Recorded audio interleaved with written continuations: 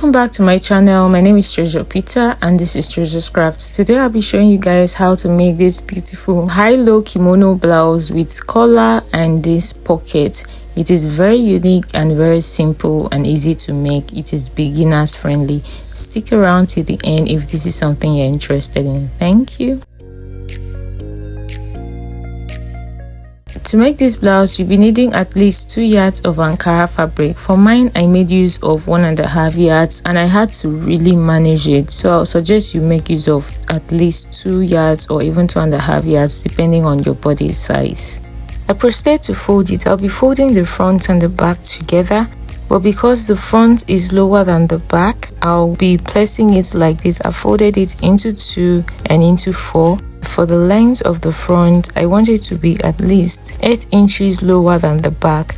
So I took the length of the front to be 1 inch below my waistline, which is 17 inches. And because of the hemming allowance at the down part, I made use of 18 inches. And for the back, I'll be making use of 25 inches. So I'll be taking about 27 inches and at the end of the day I'll have 25 inches after hemming it. For the width of the blouse, I made use of the shoulder measurements divided by 2, and from there I measured the sleeves length that I'll be making use of. So go ahead to take your desired sleeves length, and I also added my hemming allowance at once to the sleeves length. Then I drew a straight line to connect it down in this manner. At the center, I proceeded to take the neckline. For the neck width, I made use of 3 inches, and for the neck depth I made use of 1.5 inches. This is actually the neck depth for the back. For the front neck depth, I'm going to be making use of 8 inches. At that 8 inches point, I went in by 1.75 inches and I marked it downwards with 1.75 inches to the length of the front, and then I connected it in this manner to meet up with the width of the neck. At the sleeves line, I went ahead to take my round sleeves divided by 2. I made use of 18 inches, which is 9 inches, but I came down by 1 inch because of the joining allowance. So note the 18 inches is actually free. Then I connected to form a straight line. Then at that line, I'll go ahead to take my bust measurement divided by 4 from the center. I marked what I had, and then I'll be adding extra 5.5 inches allowance. This is because it's a free blouse. Then I connected a straight line to the down part in this manner, and then I went ahead to curve this part to form the armhole.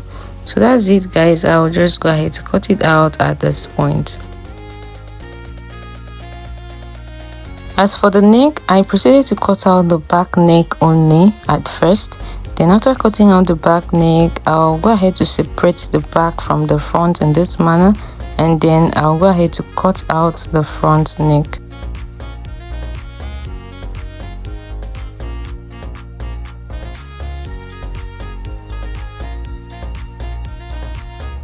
So this is it. This is what I have. I'll just go ahead to measure around the front part, the center part of the front, in order to know the length of collar that I'll be taking. I have also notched the center part of the back neckline.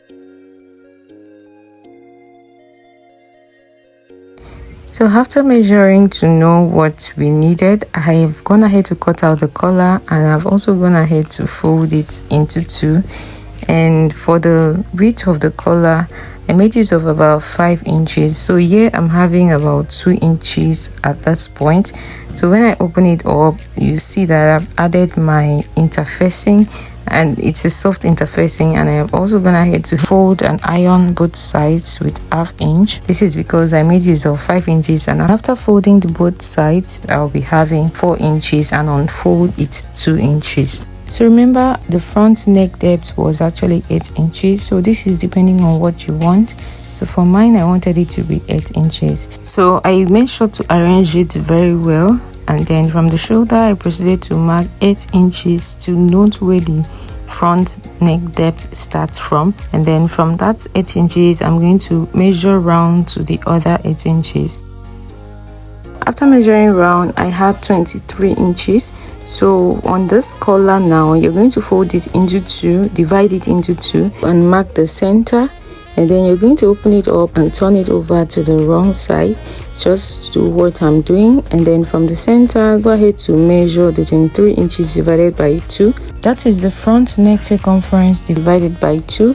And then make sure that you're placing it at the center. Let it be equal. Then at the center where the line is, you're going to sew it down to the end. Try to tighten this part before sewing it, because that is where the neck depth starts from. This is it after sewing it. As you can see, I'll just go ahead to iron it. After ironing it, this is what I have. So at this point, I'll go ahead to mark the center of the collar. So I'm going to attach it from the center of the neckline at the notch part. So I'll just open it up and attach it. You can just put it in with about ½ inch or even less than ½ inch.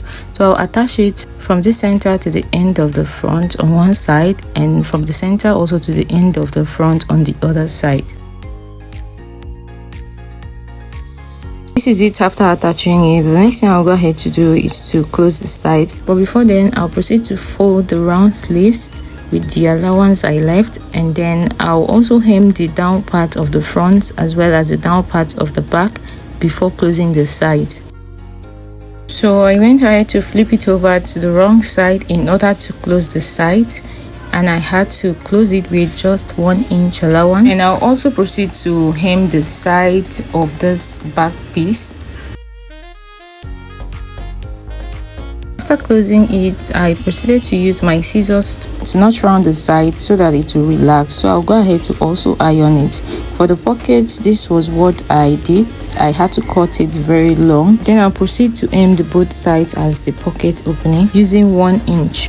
Then I'll turn it over to the wrong side and close it with ½ inch. I'll do that for the other pocket also. So this is it after ironing the blouse. This is how it's looking, so beautiful. So the final thing I'm going to do now is to attach the pocket. This is the pocket after sewing it in, as you can see, and then I brought it out to the good side and iron it. The length of the pocket I'm having now is 10.5 inches and the width of the pocket is 8 inches.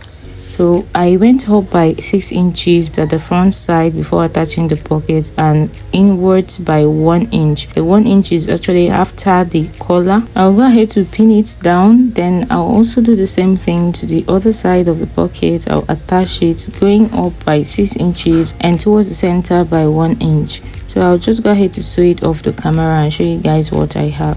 So I'll be attaching it at the side from the up parts of the pockets to this front side. So at this point, I want to give a big shout out to my beautiful subscribers who commented on my last video. So I asked them to comment buttons and their location. So I'm giving a big shout out to them. Thank you so much. Oladele Matthew, although I don't know where you're commenting from. Gladys Morris channel from Abuja, Nigeria, and Uduak Peter from Nigeria. Thank you so much. I really appreciate you guys. Thank you so much for commenting and always watching my video. So I really appreciate you guys. So guys, this is the end of this tutorial. As you can see, I've gone ahead to attach the pocket and it's looking so beautiful and so neat.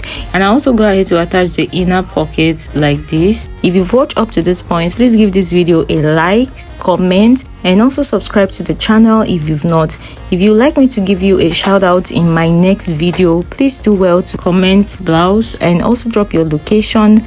Also, if you want to learn how I made this short, I'm going to drop the link to the video on my description box below, so go ahead to check it out. So I really appreciate you guys for always coming back. Thank you so much and see you in my next tutorial. Bye for now.